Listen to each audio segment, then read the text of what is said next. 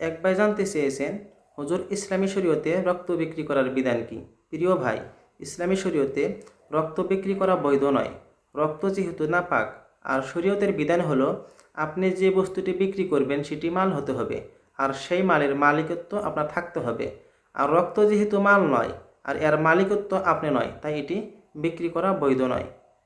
সহিহ বুখারীতে হযরতে আবু হুযায়ফা রাদিয়াল্লাহু তাআলা আনহু থেকে হাদিস বর্ণিত হয়েছে, আন আবি হুযায়ফা রাদিয়াল্লাহু তাআলা আন্নান নাবিয়্যা সাল্লাল্লাহু আলাইহি ওয়াসাল্লাম নাহা আন সামানিদ দামে। অর্থাৎ হযরতে আবু হুযায়ফা রাদিয়াল্লাহু তাআলা আনহু থেকে বর্ণিত, নবী করিম সাল্লাল্লাহু আলাইহি ওয়াসাল্লাম রক্ত বিক্রি করতে নিষেধ করেছেন। তবে মনে রাখবেন, যদি কোনো অসুস্থ ব্যক্তির রক্তের প্রয়োজন হয়, কোনো মুআতাবার ডাক্তার কিংবা বিজ্ঞ ডাক্তার বলে থাকেন যে উক্ত ব্যক্তিকে রক্ত দিতে হবে, রক্ত ছাড়া অন্য কোনো বিকল্প নাই, তাহলে এক্ষেত্রে আপনি উক্ত ব্যক্তিকে রক্ত দান করতে পারবেন, হেবা করতে পারবেন, এর অনুমতি রয়েছে। তাহলে আমরা বুঝতে পারলাম, বিশেষ প্রয়োজনে অসুস্থ ব্যক্তিকে রক্ত হেবা করা, রক্ত দান করার অনুমতি রয়েছে, তবে বিক্রি করা যাবে না।